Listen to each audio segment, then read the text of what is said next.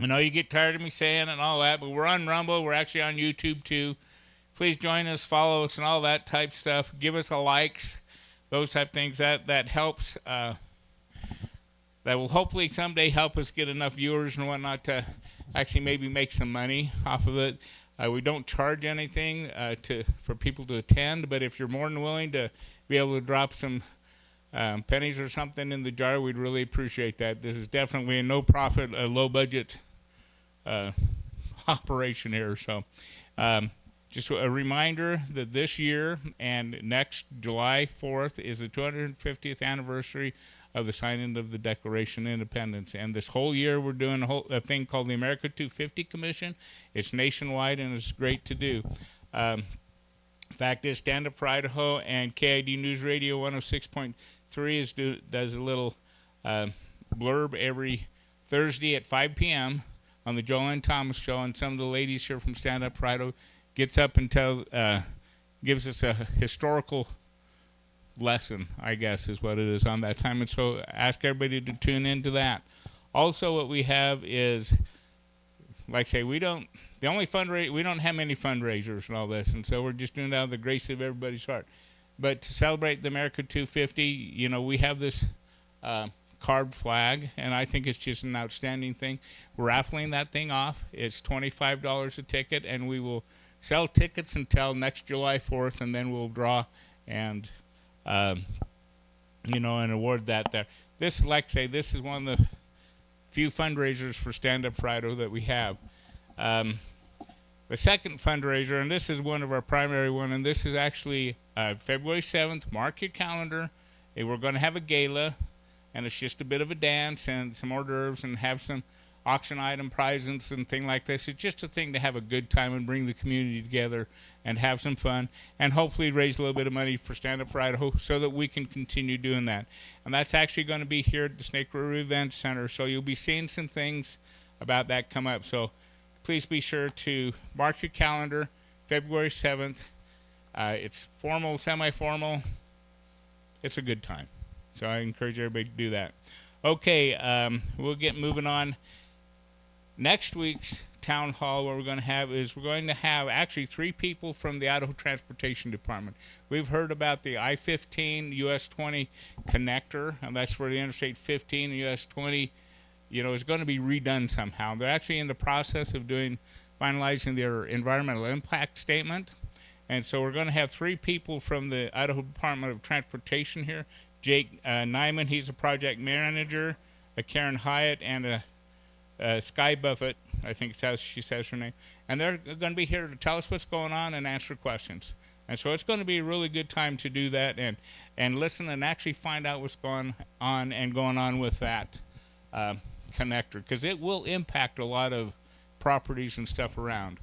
And then Wednesday, December 24th and Wednesday, December 31st, we're taking a Christmas and New Year's break, and we'll be back on January 7th. So we're going to get started on tonight's thing. And, there's been a lot of discussion about, the apartments and stuff. And Dennis even commented about that a little bit. And, how are they being built, and why are they being built, and what can we do to stop them and all that. Well, we think may not be as easy to prevent as we think. And so I was talking to Jim a couple of weeks ago and whatnot, and he was just reelected to his 3rd term to the Idaho Falls City Council, and he's had to face these issues. And to quote him, he says, "During my years in the Idaho Falls City Council, I have found land use decisions to be most difficult. To one degree or another, every land use issue represents liberty versus liberty and rights versus rights, according to the state purpose of the government, of the Declaration of Independence, and the U.S. Constitution." Now, Jim's a retired teacher, and once a teacher, always a teacher, right? And I talked to Jim, and I said, could you come and tell us, or how, some of the things that you face, and what's it take to be, how do you make these decisions? Ben Geeson over here, he was here a few weeks ago and talked to us about how the money mechanics and how money works and all this. And the comment that came up with is, if we want to change anything, first thing you have to do is you have to understand how it works. You can sit and complain all day long, but if you don't know how it works, it's not going to do any good. And I use the analogy: you can go tear out a switch over here, but if you don't know what that switch is connected to and all that, you're going to probably cause some problems. So it's important for us to actually look and understand what's going on. Jim is actually going to give us a class, trying to, teach us a little bit about some of the things that he's facing. Now, I know most of you probably saw, and Jimmy asked out, the standards for class behavior. Again, he is, he's a teacher. Once a teacher, always a teacher. I understand that completely. I want to make a little bit of ground rules on this. Tonight's effort here, is not about what's currently happening in Idaho Falls or about Jim as a councilman. Okay? Actually, Jim's here as a teacher trying to teach us some things that he goes through. We've heard the saying before, walk a mile in his shoes. Well, we need to understand what they face, before we can actually criticize. And so it's important for us to understand and maybe experience this. And I think that Jim is here to help, help us understand that. Recognize that Jim is trying to teach us something.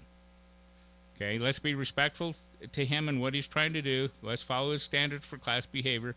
The objective of tonight is to build rapport and learn a bit about what a city council person does. Okay, and we need to try to have fun at it. And I talked to Jim earlier today and made sure on these things. And when I talked to him, I just said too, this is recognize, his standards were focused on high school kids per se. We're not high school kids. Most of them haven't been to high school in over 40 years, okay? To recognize that we're not, I asked him to recognize we are not high school kids, to be respectful of us and as who we are. We've all been around the block a little bit. Some of us have some advanced degrees and stuff, so we know a little bit too. Some of us are elderly and have a hard time, can't sit all day, so if we get up, go walk around a little bit. It's not that we're trying to be disruptive or anything. It's just that the joints hurt. Okay, that's part of the problem with getting a little old. And again, tonight's objective is to build rapport and teach us a little bit about what he's having to deal with, or any council person has to deal with. And so that's what the intent of tonight is. He's got a special way of teaching us, and he'll tell us all about it. But one of the objectives, too, is let's learn a little bit, and let's have fun. Let's be respectful, and make it a good evening for all. And so with that, let's give Jim a big hand. I'm going to turn it over to him, and he's going to offer, the questions. He's going to be the ones you need to raise your hand so he can see it, and he'll call you. I'll bring you a microphone, or me and another person will bring a microphone. Please use the microphone like this, see? Like this? Not like this. It didn't work very well like this. It works a lot better like this, okay? All right, I appreciate it. Jim, take it away. Thank you so much. Thank you, Doug. All right. Well, first of all, the title, Land Use Decision, a City Council Faces the Declaration of Independence and the Constitution. And I would guess that that's why we're all here, because we have faith in the Declaration and we have faith in the Constitution. And what I meant by trying to give you the class expectations and I'm going to ask you to be a couple of roles here today, so brace yourself. But I have to play 4 roles, so you got it easy. Is I wanted you to see that my purpose today is to help you understand how I taught history and government in a democratic republic with a love for that democratic republic. It's not the way history was taught to me when I was in high school. It's not the way any other history teacher in the building taught. I got into trouble for that periodically, but I got around it. And that's why I ask you to think of yourself. Eventually you'll have a role, I'll give you those roles, but it's so important to see that this concept of a democratic republic is part of everyday life. It's life of a city council person, it's life of a history government teacher, it's the life of all the students in the school. And so I'm asking you if you'll play along a little bit with me today and try to take that role. It'll make it work, I believe. So, introduction of roles. First, I have to change roles.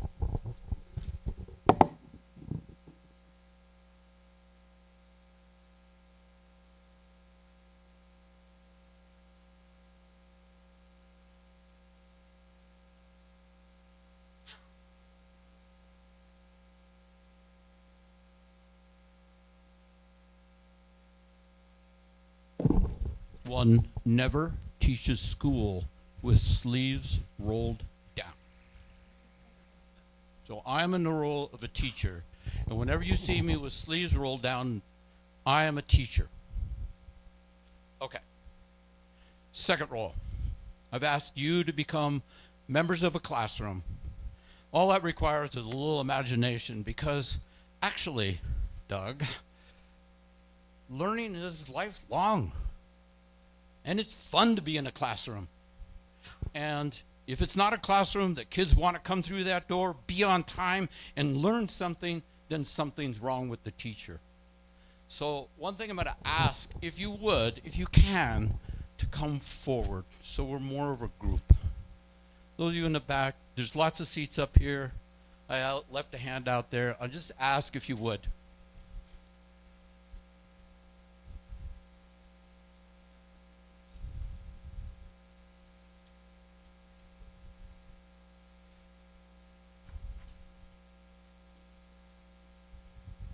And this was so usual for my students, is I would throw them in the decision making.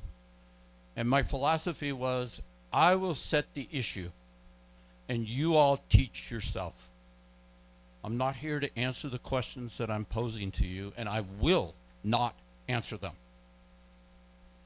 I can answer role in questions in my roles, but I can't answer them as Jim Francis. Just keep that in mind. Okay, so now, you're in the classroom.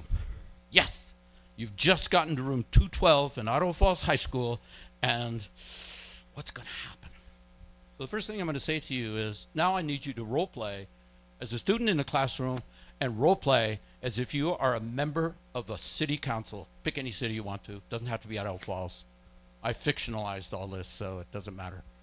Just kind of turn yourself around and go, okay, I'm a member of a city council, and I've got to make a decision at the end of this presentation. Okay, everybody got it? Got it. Yes, love it. Got it, Ben? And by the way, Ben has a role in this.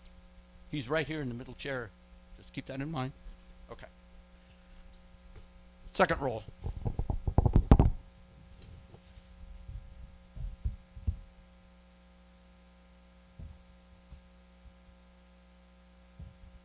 When I have this jacket on, I'm a developer. I have oodles of money. You use the mic, please. Sorry. Thank you. I have oodles of money, and I want to make more.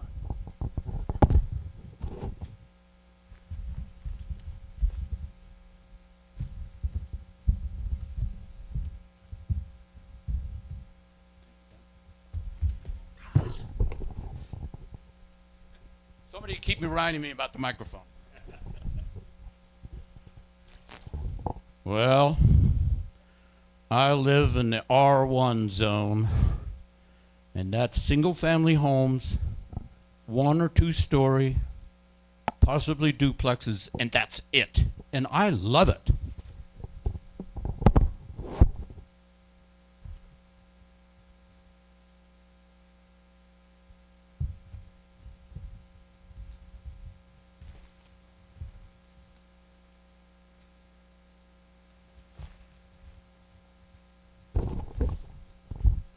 Yeah, I'm sort of a granola. I live in an R3A zone, and I love it in an apartment. I chose to live here, and I'll tell you why later.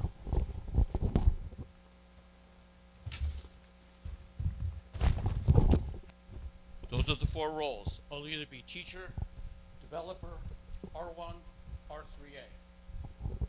Okay. No,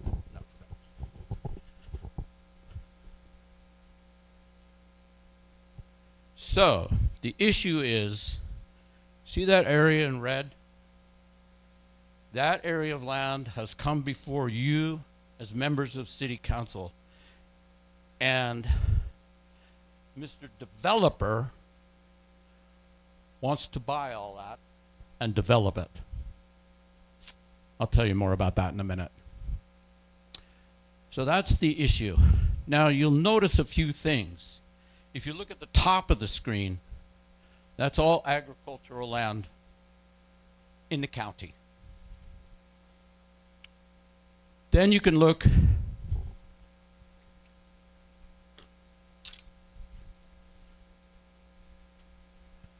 here. This is where the R1 people live. This is where the R3A people live in apartments. This is the R1 over here. And this is complicated. This is an abandoned warehouse district. Probably built late 1940s, 1950s, but no longer economically viable and abandoned. This is also an industrial area, abandoned. No business is really going on there of any kind. This piece of land was donated to the city years ago to be a park, but the city never had the money to develop it. This piece of land was a park, but the city didn't have money to keep it up, so it's been derelict for at least 10 or 15 years. This is part of a mountainside that's a state park. So that land's set aside, not part of the city. So that's kind of the context of the decisions that you're going to have to make here.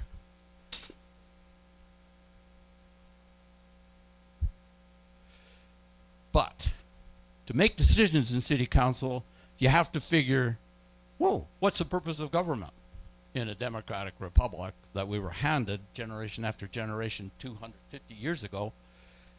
So here are some principles. 3 principles of government are in the Declaration of Independence. 1, equality.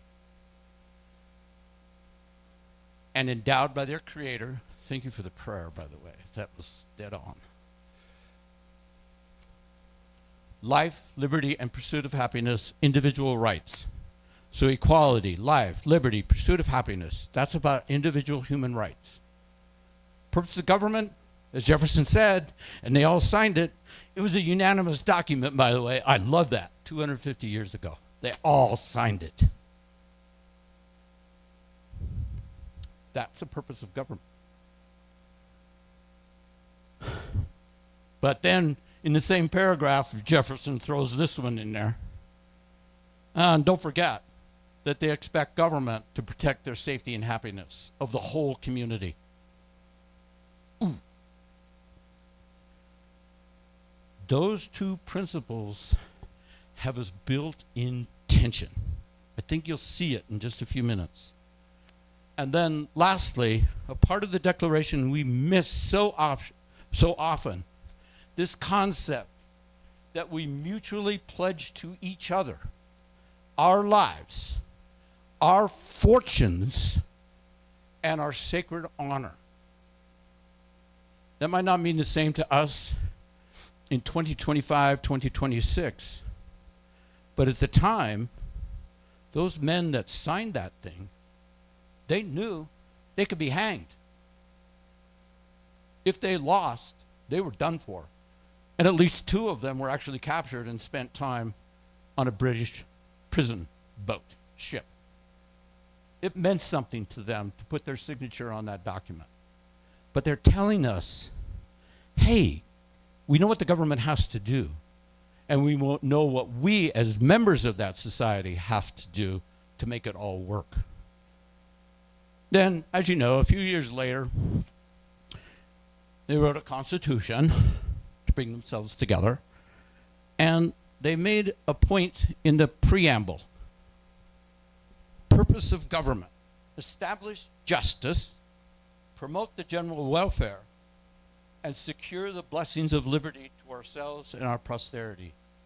Liberty, general welfare. It's the same principle you saw in the Declaration of Independence, and a little bit of tension there, and justice. All right, so when you make a decision today as city council members, remember, you've sworn an oath to the Constitution that gave us, all of us, a definition of the purpose of government. Okay, back to the issue. So, this piece of land over here where the derelict warehouses are is actually in the county. It doesn't belong in this, it's not in the city yet. So that means the people or the property owner does not pay 1 penny in city tax. This land, as you know, is zoned as public or park land, but it's never been built as a park. Belongs to the city. This warehouse district is in the city, in an industrial area, zoned industrial. And then we have the residents. So up here is R1. All this is R1. That's the zone that allows single family, attached, duplex, and 2-story, but no more than 2-story. Then we have R3A, which is an interesting zone because it emphasizes residential, but it allows small commercial. So think of a corner grocery store, coffee shop, that kind of thing. So in an R3A, you might see a commercial on the ground floor, maybe a veterinarian office, professional offices, but then above you might see residential that serves the residents. Okay, did I miss anything? Oh yeah, and this is all agricultural in the county. Okay. So,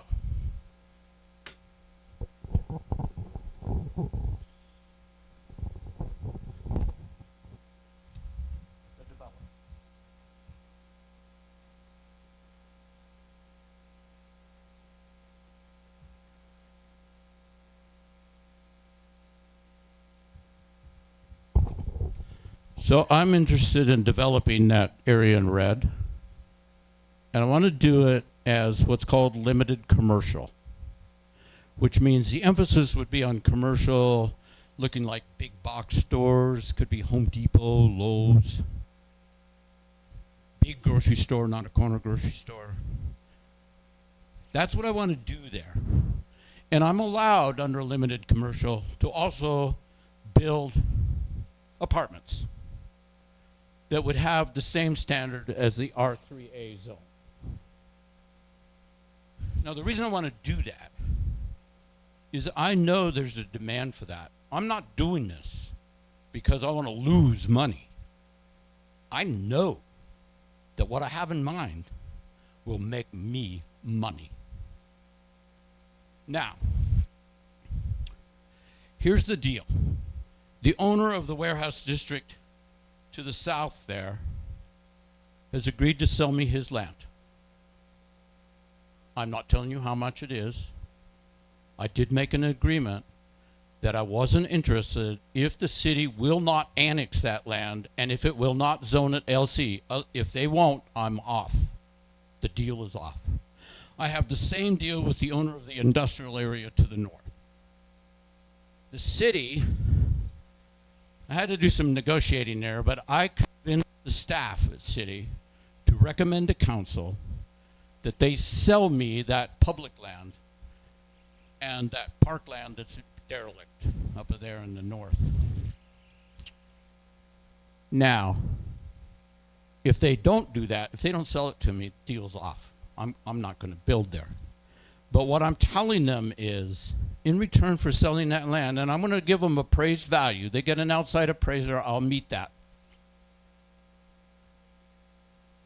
Then, if they won't do that, then the deal's off. But if they do, I will build 3 bridges across the river, and I will develop a walkway along the river there, and I will develop that derelict park into a park that hasn't been done before and give it to the city. I'm telling you, that's a good deal. That's my plan.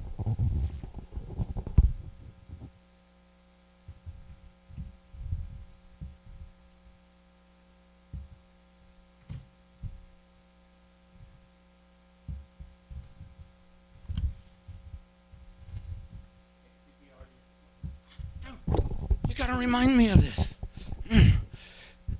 I think he explained it, but that's important that he be able to build both commercial and residential in that area that he buys. Okay. It's called limited commercial, LC.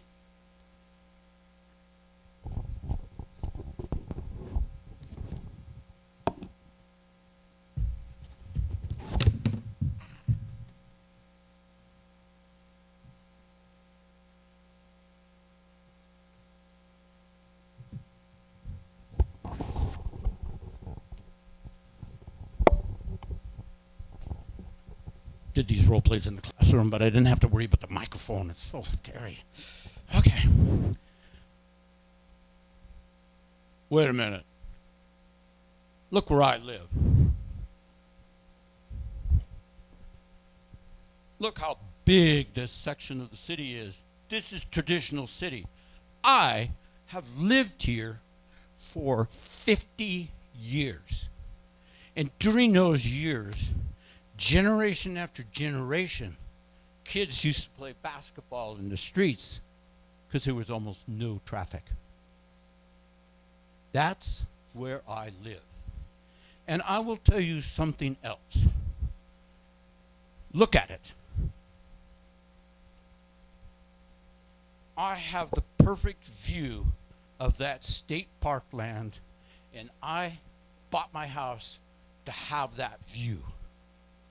And this guy from someplace out of state thinks that because he has a lot of money, he can build 6 or 7-story buildings and destroy my view shed. No. And I want you to know,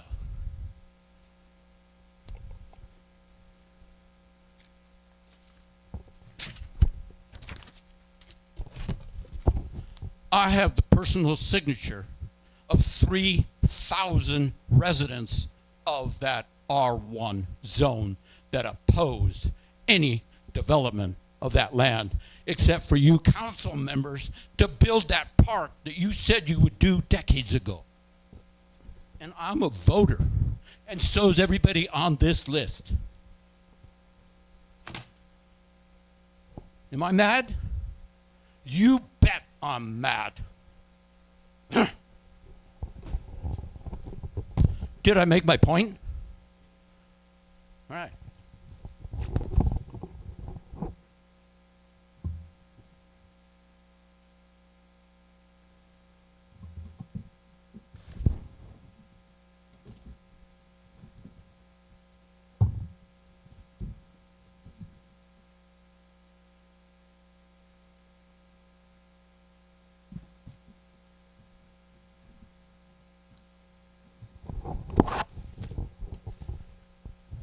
Well, I live in those apartments. I feel quite differently than that. I like to live in the apartment. I chose to do that. My family chose, my wife and I chose that. Why? Because on the weekends, we go skiing. We go backpacking. We do not mow the lawn. And when I get up in the morning, I walk downstairs and I get my cup of coffee and a bagel. I've had breakfast. And I didn't have to go anywhere. And you know where I work? I work 3 blocks down the street, and I never drive to work. The only time I have to drive is to get to some of the big stores that are on the outskirts of town. I don't add traffic. I reduce traffic. Now, the other thing that's going on that nobody will talk about, but I am. You ever been around abandoned warehouses? I think the chief of police calls it the broken glass theory. You know what goes on in those warehouses? Nefarious things. And people try to live there who don't belong there. This developer says he'll clean that out, and I believe him. He'd have to. Because if he's annexed into the city, he has to follow city codes, which he doesn't do right now. And he also has to pay taxes into the city. No, I think this commercial development will work. Because, you know, I'll be able to go to Home Depot and Lowe's without having to drive all over the place. I'll be able to go a few blocks. There'll be stores, grocery stores there that I've never seen before. Yeah, that LC is going to change this city, but it's going to change it for the better. And I'm willing to see more apartments because I know there's people like me that want to live in them. And I have my rights.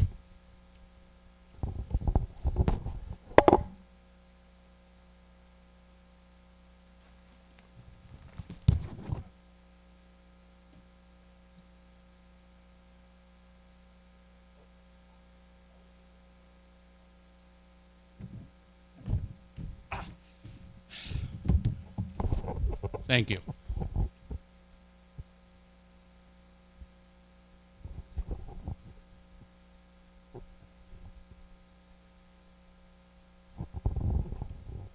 All right, first of all, I'm responding to market demand. And isn't that what capitalism is all about? We respond to the market. You as a government should not be telling me exactly what I need to build. You give me a zone and I can build in it whatever you allow in that zone. Now, if you don't grant my request, I'm going to take my product, buy up agricultural land on the outskirts, and build it. You're not going to stop me from making money where I know it can be made. But you will be responsible for losing that agricultural land that's some of the most fertile land in the valley. You want that on your conscience, council members? You know, right now, it's not really safe to walk along that riverbank, but I will make a pathway along that riverbank. People will be strolling up and down that day after day after day. I build that with my money because I think it's good for my capitalist investment in the development. 3 bridges across that river. There's 1 now. And there'll be multimodal bridges. People can ride their bikes across, people can walk across the bridge, people can drive across the bridge. And I want you to know that every building I build will be paying an impact fee to offset the cost of development. I, as a developer, believe growth pays for growth. So that's what's in front of you, council members. You either have it what it is, you don't have money to develop that land in the center, you don't have money to do that park, I will do those. You will require me to have open spaces. You will require me to have recreational spaces. I get that. I will meet that, and I can still make money. But only if you approve my plan.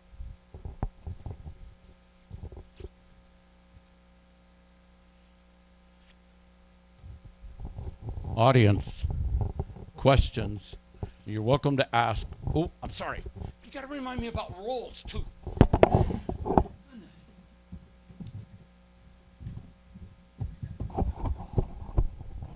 You can ask the developer. You can ask the representative of R1. You can ask the R3A representative, or you can ask the teacher. Questions you have. Doug's got the mic. You had a question back here. Who's first? Okay.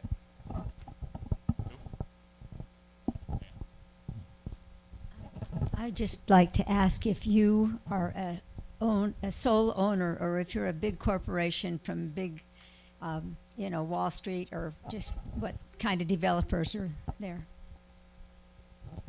Who threw my coat on the floor? The guy from R1 or whatever, I don't know.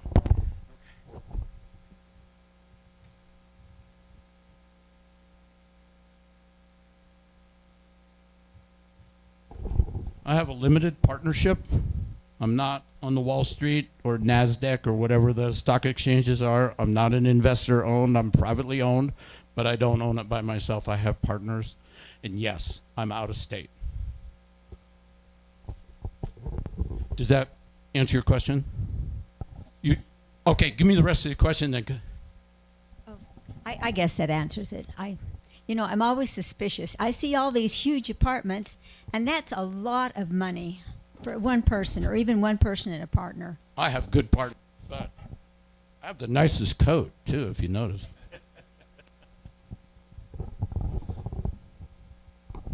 So I think this question would maybe go to the teacher. So we're all council members, and we're seeing this, and we're saying, okay, how much could the city bring in if we were to allow this developer to develop as is?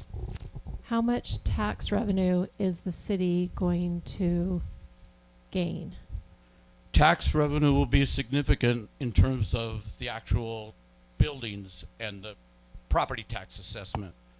It will be significant indirectly because the more business in the city, the more sales tax, and the cities get 11.5% split of the sales tax that the state collects, but it doesn't work out to be 11.5% into our budget. But they take that big pot of money from sales tax, give a little bit back to the city, so we would benefit slightly. They're not greatly. That is not a great thing.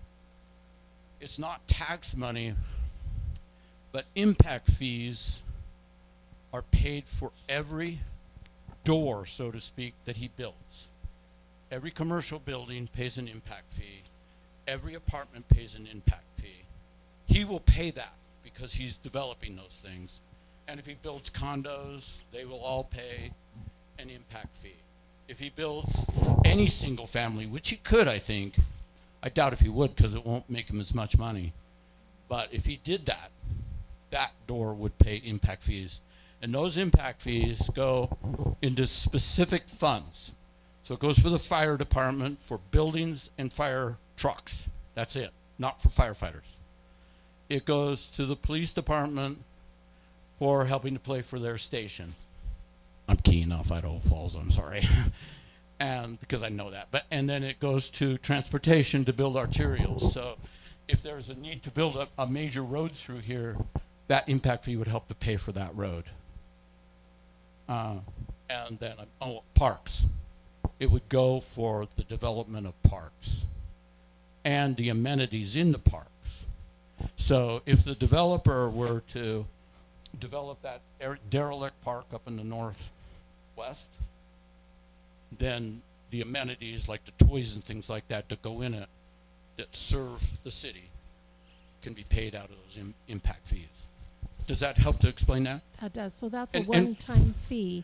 Yeah. But the city council, we could say, well, boy, this really could benefit us tax base for long term, because right now it's not generating anything for Correct. the city. Right. That's correct. It would be a tax base increase. Yes. I live in Rexburg, Idaho. I was talking to a young family who rents an apartment, and he said, "Oh, we don't pay taxes." And I said, "What? You don't think you pay taxes?" So we went to the clerk's office. He lives in a place called Pioneer Village Apartments. They have like 280 apartments. It's 3-story buildings, and they have a clubhouse. That complex pays $177,000 and a little change per year in property tax, where the average homeowner in Madison County pays about $3,000 a year, and they do get a homeowner's exemption. So in essence, these kind of developments do add a lot of revenue to the city. Yeah. Oh, wait a minute. How'd you get on the city council if you're from Madison County? Whoa, we got to look at the voter records here. No, I get your question. Just take it in the broad picture. Yes, it's significant tax difference.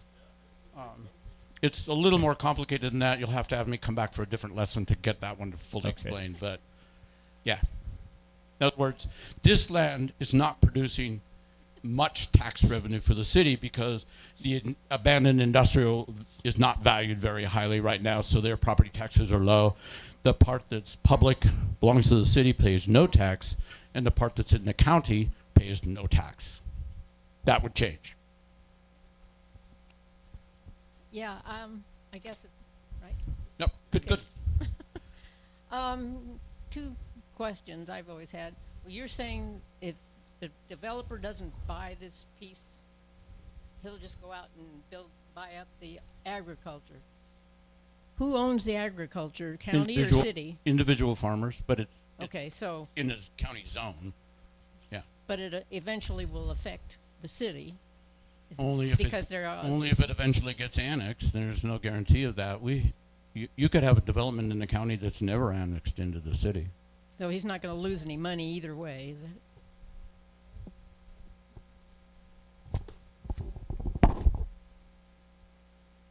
No, but you eat up your farmland. I have no intention of losing money on this deal wherever I build it. Oh, I'm sure I can not. tell you that. So the other question I have always wondered, why is it when everybody's building all these apartments that they're always rentals? Is there no way that they could make them where somebody would own them so they would at least have a skin in the game? Who are you asking? Which one up here? I have no idea. Teacher, huh? No? Who would know better, that or the R3? All right, I'm going to try to answer this as the teacher with avoiding being on the city council. Council has the right to write ordinances and establish the requirements of zones. But you can't do it in the middle of a hearing, which is where you are now. You couldn't say now, oh, by the way, LC, that doesn't allow residence. That would be a significant violation of state law and probably of the word justice. So when you make a decision, you have to make it based on the ordinance that you passed years ago or months ago or whatever, but you can't change the ordinance in the middle of a hearing. Does that make sense? I'm trying to answer as a teacher. Yeah, I guess it's just wondering how does somebody find out about that kind of thing? Where do you start? Where would if you were? I'm getting into the city council role, and I don't want to be in that. Right? That's another lesson. Doug, we're doing another lesson. Okay, we'll have to. Okay. Now Let's try and play within the boundaries. That trying to answer that as a teacher, trying to talk to my students, to say, well, we have the rule of law. We have to abide by it. Ask your question one more time, so I get that. I was just wondering why more apartments aren't sold instead of just rented.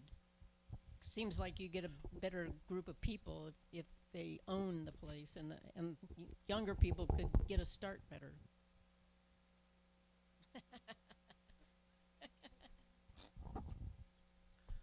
Okay, I have a question. Where are the access roads going Now, to hold be? on. Let him wait, finish wait. answer the question. Okay.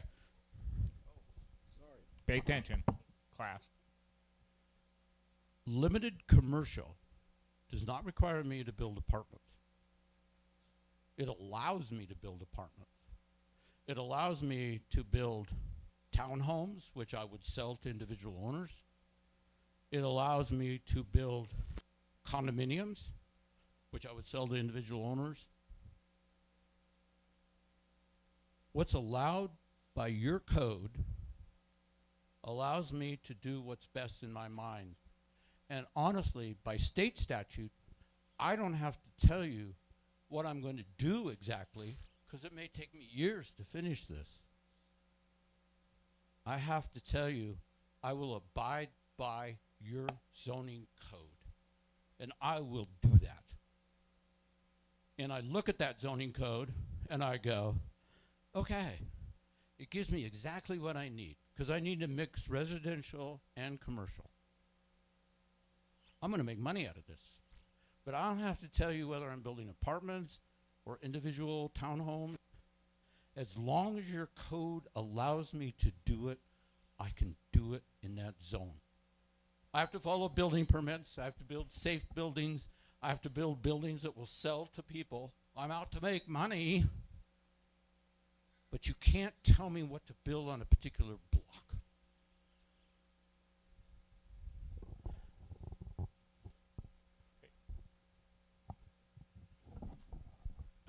Where are the access roads going to be? This would be to the developer. Well, I don't have to answer that question. Your Public Works Department has to answer that question. But I'll tell you when that question's answered, when I begin to draw up the plats and I lay out what I'm going to do with particular parcels of land in that area. Then we'll work out the street. But you've hired the best Public Works Department in the entire state, and they're always on it with the best streets possible. I trust them. And so should you. And I will pay my impact fees so you don't have to pay it out of your taxpayer dollar. So, let's see, I have about 4 things. I hope I remember them all. One is, I think the biggest problem I have with all this is like, somehow the person who owns the single-family dwellings seem to be almost a joke. It's like how they feel about their environment, their town, is not valid anymore. And I think the environment of our town is important, and I think it's something that we should try to keep. I also wonder how you put a zone. Wait, let me answer one at a time. Oh, Because I think it's you're kind of talking- a statement. You're It's talking like to I me. feel like we're a joke as a single-family home dweller, that we want to somehow make this less chaotic. You and I are on the same page. That's why I'm here. I'm here to testify in front of you, the city council. I think you guys are supposed to be working for us, right? No. no. Okay, You're the okay. city council. You're working I'm for city- me. You're city council. Yeah, And I happen to, whoever that person was that spoke, I'm making this up, I totally agree with you. do you understand I'm what being left saying? out. I'm being left out. And all of my neighbors and those people that signed the petition are being left out. Yeah, I don't You think that's a can't set joke. us aside. We have a right to our view shed. We have the right to our quiet A view streets. shed, I don't know about, but I View- don't think that we want apartments in our Okay, backyards. okay. Let's get back to class Okay, if we sorry. can. And Yeah. the one thing, and he just, sorry, I want to Yeah. interrupt. Just, Okay, go ahead. and he I'm made sorry. it clear here. Okay, just I a second know. ago. Okay. You're okay. the city council. Yeah. Okay, and so the question that you have is you have the developer, the R1 representative. You know, the developer wants to make as much bucks as he can. Period. Okay, we just know that. Right. And then we have the R1, the R3, and then the teacher that's trying to teach us. So let's keep in mind that we are being asked. I think, if I'm right, at the end of the day, we're going to be asked, are we going to approve this development? Well, So it's you're me as city city council. I You're guess the I'll city say, council. We don't really care about you, single home person. We No. just want to, yeah. If you don't care about me, remember, I'm in a role here. I'm not Jim Francis. You got to keep that in mind. I'm in a role. If you don't care about we who live in the R1 zones No, that have lived there for all our lives, right. then your city council, I will vote against you. Yeah. That's who I am. Right. Right. But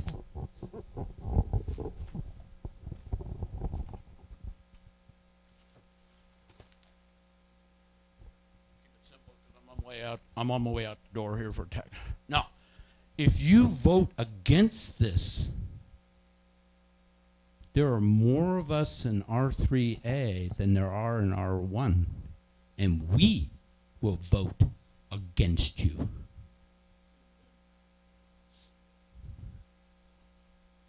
It's a problem you've got, and I don't have to decide. I can give my view, but you have to decide what to do. Back in the teacher role, this is what I try to do in the classroom. Set it up so it's so difficult for the kids to make a decision. And remember, you're obligated to the principles of the Declaration of Independence and the wording of the Constitution, because you as city council are responsible to carry out government that meets the purposes that the founders put in place. That's the hard part of what we, citizens, teachers, students, adults, ask of government. And when you vote as city council, you're not allowed to vote maybe. It's yes or no. There's no middle ground for city council. There's the law, there's the issue in front of you, and it's yes or no. Okay, done with my government lesson. You had other So questions. as a city council person, I guess I would say, I feel very unhappy with the way the code is written. It seems to be making a lot of people very unhappy. So perhaps we should change the code as a city council. But not in the middle of the hearing. No, right, but I'm just saying, I'm city council, right? Yeah. And the other thing is, this is just an aside, because I can't be city council and ask this question. How many city council people are making money off of this? How many are land developers, realtors, all of that sort of thing? You're asking the teacher who taught government and history, Right. and no city council member makes one penny off this decision. Every vote has to be for the community. Okay, so that's my End of question. story. No money goes to anybody in council. No, I mean, Uh, yeah. Keep it- everybody stay in is an their role. aside. Okay. Yeah. So that's all. I have I'm no teaching further you your role as conversation council. now. You can't make money off this no matter what deal.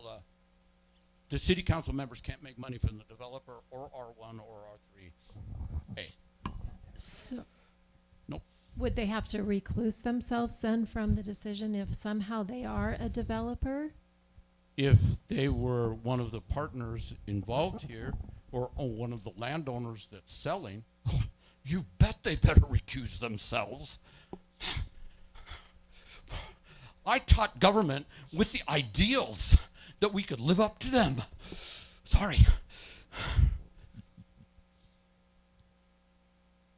Good deal. Okay, I think we better vote. So, okay. Okay, and let's It's got to grab be on the microphone, I think.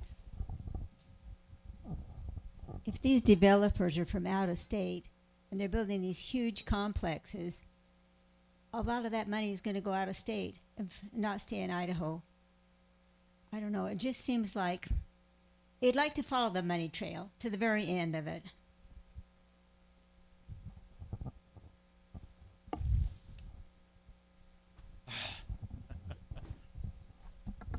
So, I have maybe it's a It- statement or something, but the developers are the ones who built all the single-family homes also that we purchased. And when a developer comes in, they have to evaluate, they are there to make, that's their living. I mean, it's just like everybody else has a job, they go to work every day and they make a living. These guys are making a living, so if they come in and take an area that is derelict and re-beautify it, I'm assuming, the way they're describing, I don't see them as evil. Now, if they're from out of state,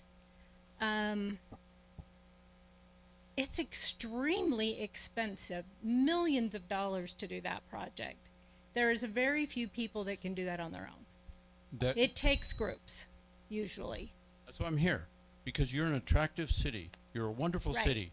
You're well led, and I can see that there's money to be made here, and I've got a plan.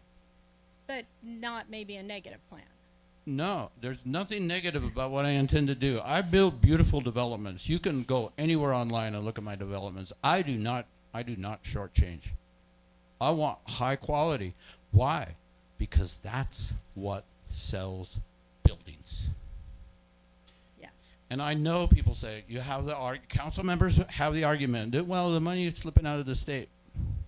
But who owns a Home Depot? Who owns Lowe's? Who owns Albertsons? Who owns Fred Meyer? They're money making in the city, and they're doing it because it's an attractive city that's economically powerful, and there's money to be made. And not all of that money stays in, but all the tax money stays in Idaho. Correct. And then the other thing is there's not really a guarantee for the developer that if they develop that they will make money. Because if the market crashes like '08, it doesn't happen. It's So a risk. they are risking, they're at a risk too, as a single family developer and or as an R1 or R3. And that's why I'm a developer, because I believe in capitalism. Yes. And as I said earlier, I have no intention to build something that doesn't meet market demand. I'm not going to do that. I'm not building something to lose money. I'm building what I think is a quality product that will serve the demand that exists in your community, which is a growing community, which not every place in the country is a growing community. You should be proud of it as council members. You should be proud of what you can accomplish. And you should look out there and go, oh, we got a piece of dirt that's been there for decades because we didn't have the money to develop it. I'm going to develop it. I'm helping you out. But as a developer, how many other complexes do you have around the city, and what is your occupancy rate? Are you able to keep 80-90% occupancy rate, plus build all these extra buildings over here? I don't have any other developments in this particular city at this time. This will be my first entry into your city, but because it's so strong economically, because the people care, I have decided that I will build here, and I know there's the demand that will definitely meet that. So I can't tell you for sure I'm going to have 98 occupancy. I can show you other ones I've built in other parts where I've made that 98% occupancy, but this is capitalism. And that's what we're all thinking about in that way, is I have to take the risk. The city government doesn't have to take that risk. I take that risk. So I want to develop it because I can make money, but that's not the only reason. Really, I think I offer something that will improve the look of that land. Derelict warehouses are nothing but trouble.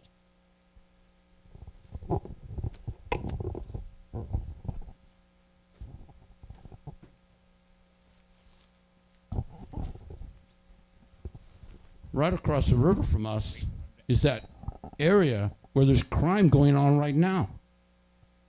Do I want to see that go away? Yes. Does the city government have the power or responsibility or the capital to actually build the buildings there? No, you don't. You don't want to do that. You want to do what meets the demand of the community. Isn't that part of liberty? That people who want to live in certain places have a right to live there? And I hear the R1 people. They'll still have their zone. But next to them, there's going to be change that will meet the expectations and requirement of the developer, of the community as a whole, and of the people who live where I do, by choice, in the R3A zone. Think about it. You can't make a decision for one interest group or another. It's community, and I'm part of that community. And I love the way I live. And I'm surrounded by people who love it. Why on earth would you say you'd rather have vacant land? You know, I'm afraid sometimes to let my kids go across the river because of the criminals who hang out in those buildings. You can help me. And you can help all of us that live on the other side of that river. This isn't an easy decision. I'm not asking you for an easy decision, but I'm asking you to think in the broad term. Okay. I have a I have a question for the teacher. Oh, This better be the last question, and we're going to vote, if that's okay. okay, so this'll clarify that vote then. I'm right here. Oh, okay, sorry. Okay. So just to clarify then, we've got this developer teacher. We have a developer. He wants to make it into the, did you say L3 or LC? It's called limited commercial, LC. LC. Okay, so he really wants to have the council here vote to make it LC, correct? The R1 representative wants to have the council vote to make it an R1 designation? No. No. Your only vote is yes to the developer or no. Oh, I see. Who knows what'll happen if you say no? Everything will stay the same unless somebody else comes along with another plan. So what is the opinion of the R1 person? Is it to say no to the LC designation? Okay, yeah, thank you for changing roles. Actually, I don't mind doing it. It's good because Jim Francis can be all kinds of points of view in one lesson. Good. So I want you to vote no and wait for somebody to come along with a better idea. I see. But you don't know what that idea is. Okay, so Sorry. the developer really doesn't want to have it be an R1 designation then. Sorry. We can't convince him otherwise. I won't develop there I as see. R1 because I can't make money. I can make money because if I mix commercial and residential, it's going to boom. So could that be an RC3? What was that? No, R3A is different R3A. because LC is like your big box stores can be there as well as residential. Not necessarily on top of each other, but in the same zone. R3A allows commercial, the small scale, the small grocery store that serves the residents, but is not drawing in all the people from nearby, if that makes sense. I mean, sure, some people go, that's the best coffee house in the state, or whatever, and they'll come. But the purpose of that type of commercial is to serve the people living there. You don't want to do that, Mr. Developer? Well, in the limited commercial, I could build buildings that the first floor is exactly like that, because I have to build to the R3. If I build residential, it has to meet R3A standards. And I can have the first floor be commercial. Yep, you bet. But I plan bigger than that. As well as that. I plan that, but I also plan bigger. I mean, no. I made this presentation once before, and I promised them specific businesses, and that I shouldn't have done that. That was a mistake. So I'm Okay. not going to promise you specific you. businesses. Okay, go ahead and continue. Yeah, no, I think we should vote. I think we should vote. And maybe if you have other questions, you could talk to me afterwards. Yeah, let's let him, one more, and then let's let him continue. Before we vote, do you have a preliminary plat that we get to look at, or do we not? The law will not allow me to tell you exactly what I'm going to do. I can do anything that's legal in LC as long as I meet all the building permits and don't bend any rules as far as the zone that you've provided.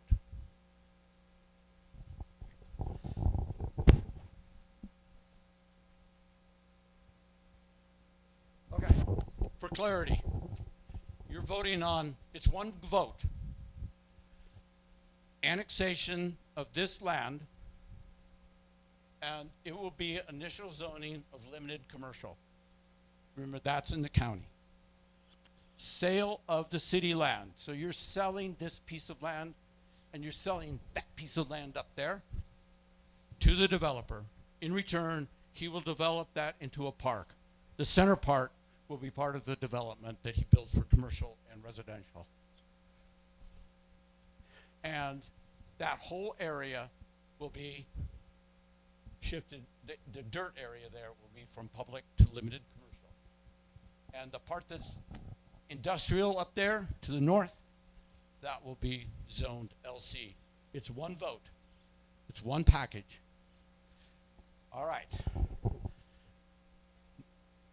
No. No. After you vote, we can say stuff. All right, so yes, I vote for the developer's plan. Doug, you count.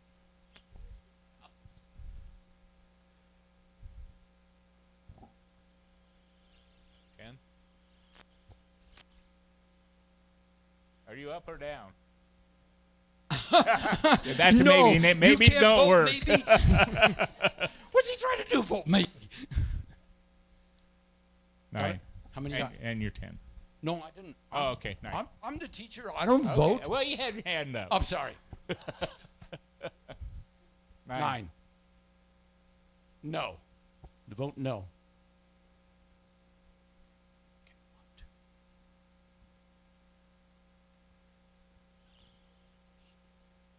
12. I count 15. Oh. 16. Okay. Okay, you I'll may go be with able to that. see somebody. Okay. All right. So it no's dies. take it. It dies.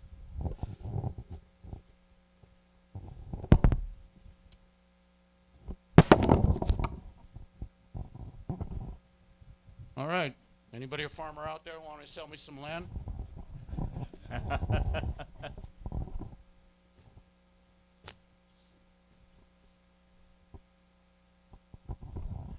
I love the city council. Thank you.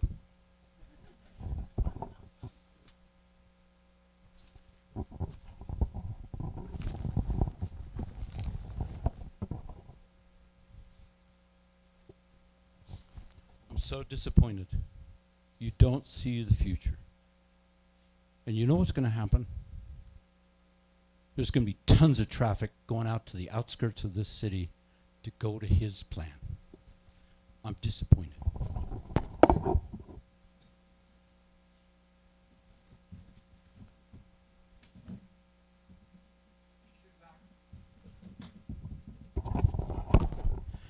Can somebody defend their vote, yes or no, based on the principles of government that we started with? This is exactly the question I ask my students. Yes, sir.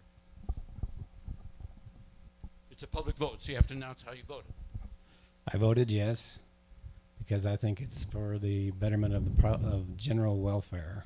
The LC use I think is better than the rundown industrial area and the unutilized park area.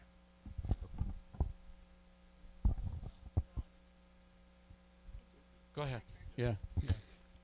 I voted no because my grandchildren are married and they need places to live, and they like a little house with a little yard and a little privacy.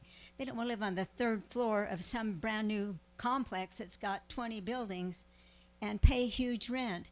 And it's really not the city council's fault that we have all these apartments, but it goes clear back to government, our taxes, and I don't know, it's really complicated, but we need to really be reading up on the issues and do what we can to change so that our kids can afford housing and it doesn't have to be in a big complex.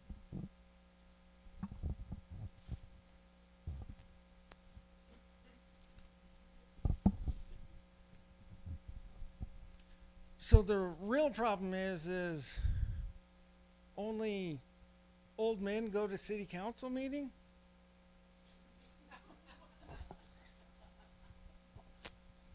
No. But you haven't actually answered my question. Which of those principles?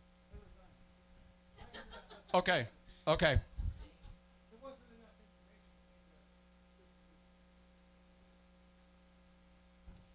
I voted yes because I liked the idea of the improvement and the bridges. The developer said he was going to build bridges and make a lot of improvements, and I thought that would be good for everybody.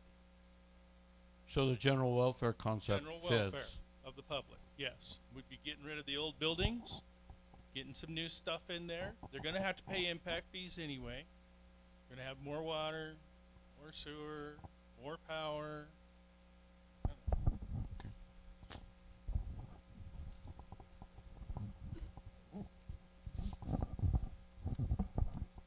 just have one question, and it's not a legal one.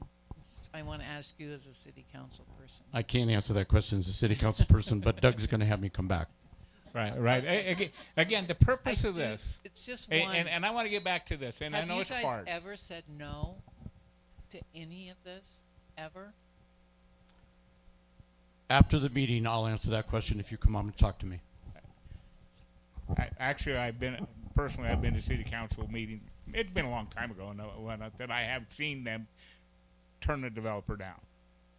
Okay, on things, and so I saw him turn Gary Voigt down on some things. This is Gary Voigt. If you know who he is, you know he's built a lot of stuff around town and everything, and he knows how to do it. Okay, but I have seen, and at the time I did see city council tell him no. So,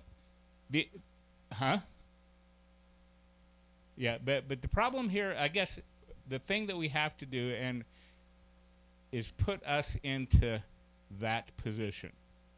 And I think the hard part here, and I know, and I can feel it myself and everything, you have to, and excuse me, but you have to let the emotion go away a little bit. You have to take the emotion out of it.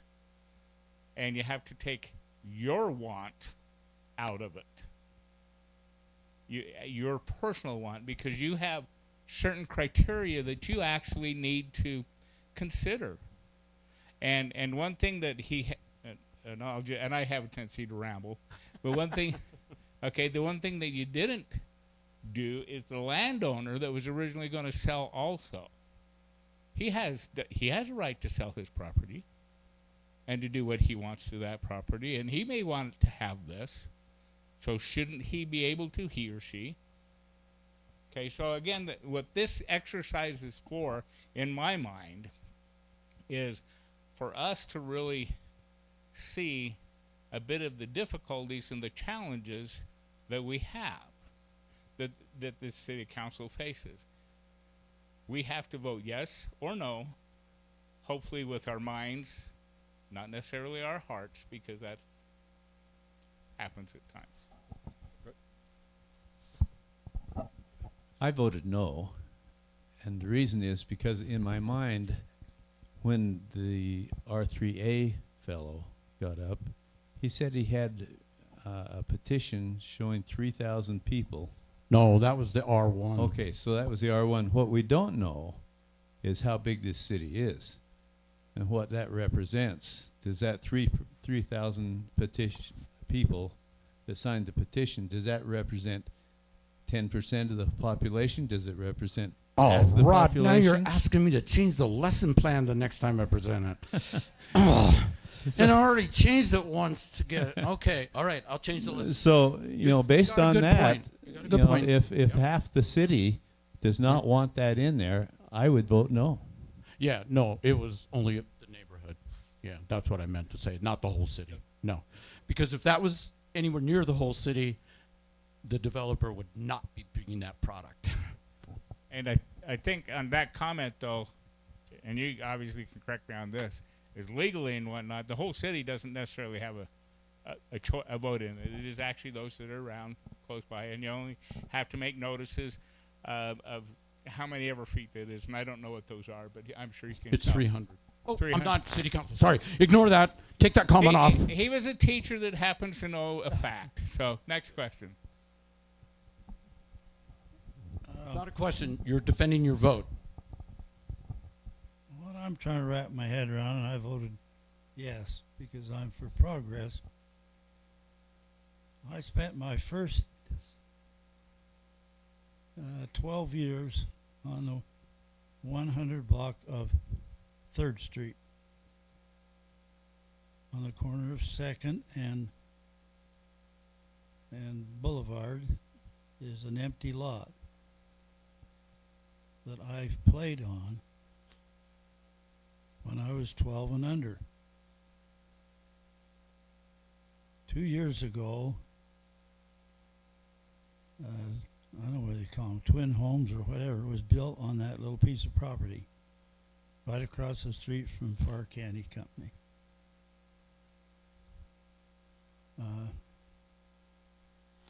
Do people object to something like that? I think we're talking about two groups of people here.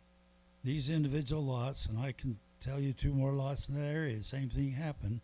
And then when I look at the one you had on here, that looks like Snake River Landing to me. It isn't. I guarantee it isn't. This is nowhere in the United States. Okay. I created this city. Sure. You can do magic with modern technology. But And I drew the red line. And I invented all the background stories fictionally. Okay, well, but I appreciate that.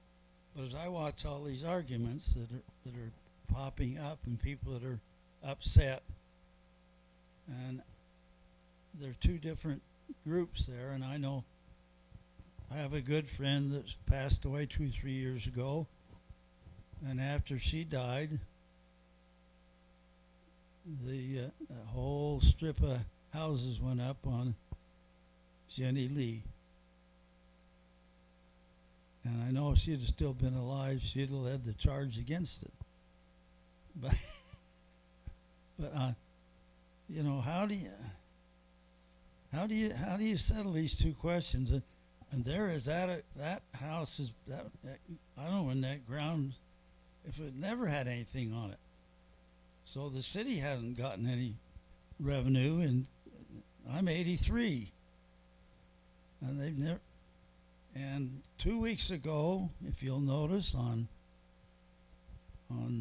Broadway, a certain bank that used to be the predominant bank in this town, they just tore that building down. Beautiful building. Is there something going in there? Okay. Or did they look at the taxes that they're paying every year on that abandoned building? Okay, that's not for the teacher to answer. Not for the teacher to answer, okay?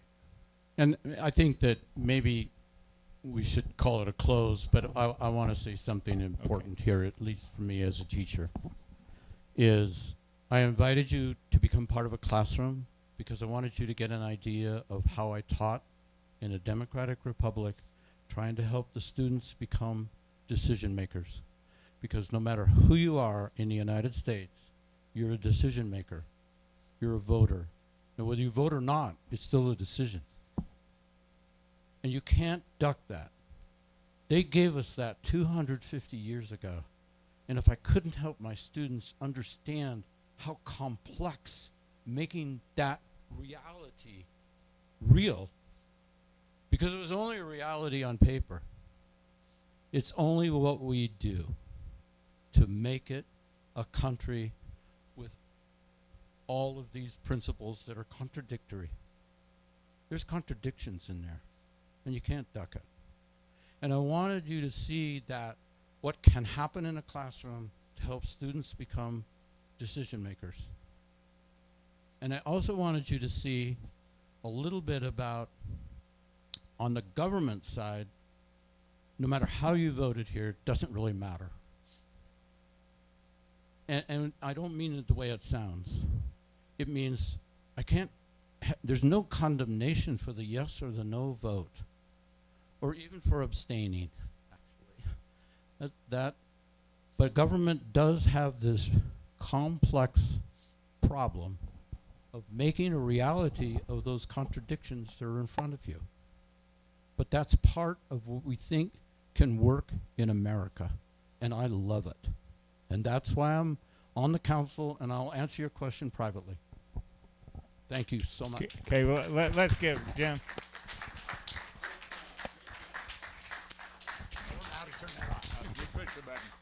Okay. Let's give him a big hand. I know this is a little tough and all that, but the reality of it is, I think he did a good job. The developer, he's not required, as long as he got this piece of land and it's set, they can do what they want as long as he meets that.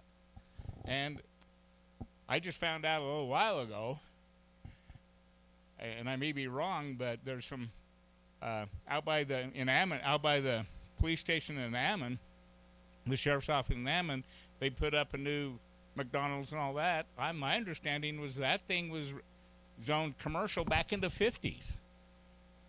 Okay? And that's not even in the city. Okay, and so the developer waited and all of this, and okay, so I have, and now I can build what I want. The comment was made, do we change the rules?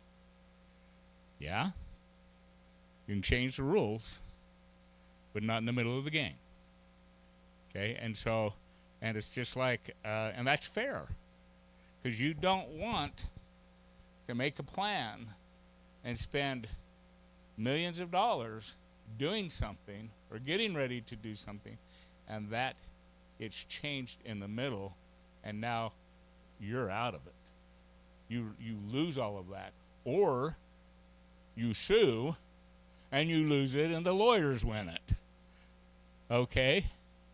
So again, I think this was great, and like I say, this was not about what's going on in Idaho Falls, but there's a lot of emotion, and I think it's important for us to understand the complexities. And I really like the way Jim just portrayed all those, because he was really good at it. He did it well. And what? So anyway, with that, folks, we'll have him back. I hope you'll come back and maybe give us a round 2 on something and that, and maybe even talk to us on, as Councilman Jim Francis. Well, we'll have to do, but we'll have to talk about how to plan it and whatnot. But the thing is, what I want to make sure of is everybody realize, Stand Up for Idaho, we're about just finding out the truth. We need to be respectful. We need to not be rude. We're out after information, and we all have emotions and thoughts. But the reality of it is we need to hear all sides of the story to be able to understand things. Yes. I've watched this whole thing unfold the last year or two. The biggest thing I have seen is the majority of the complainers have never been to a council meeting, never been to a planning meeting, and then it's like a new stop sign goes up right in the middle of the freeway. You've just got to, otherwise my feeling is that you don't have a seat at the table if you are not attending or asking questions or showing up. Can I take 2 seconds? This will take 2 seconds. There's a shopping center out there off of Channing. This is a good example. And I'm not going to go into all the detail, but this shopping center was being built. This is in the wintertime. And they put heaters in the attic while they were building it. And it caught on fire. They called the Idaho Falls Fire Department. They looked on their map and they said, I'm sorry, that's not in the city, and there's no building on that property. You better call Ammon. So they called Ammon. This out-of-state, I'm just picking on them because they're out-of-state, they somehow or other were building that strip mall without a building permit. And the buildings were all there, and every time I go by, I chuckle at that. And I don't know who dropped the ball on that, but the two cities were arguing over who should put out the fire. I think Idaho Falls took care of it. Yeah, it's interesting. Jim walked out for a second, and so I hope people learned a little bit. But what? Somebody else had a question? Huh? Okay. Anyway, hope we all learned that it's a tough job, and especially if you look at and if you go strictly by the rules. And I guess you need to put yourself in each one of these guys' positions. If you're the developer, that's your job. You see an opportunity to make some money and to do this and actually do some improvements and make the community better, et cetera, et cetera. You want to do that, that's your livelihood. Or if this plot of land doesn't work, maybe go somewhere else. Maybe he does go and take up some of that pristine farmland. That's his choice. He has to make a living. We have to realize that. I'm going to let everybody go. Thank you so much. Next week, be sure to come, and the Idaho Transportation Department is going to talk to us about that interconnector, or the I-15 US 20 connector that's supposed to go out on the northwest side of town and mess up all sorts of stuff, but hopefully make it better in the long run. So with that, hey, everybody, appreciate it. Take care. We'll see you next week. Thank you so much.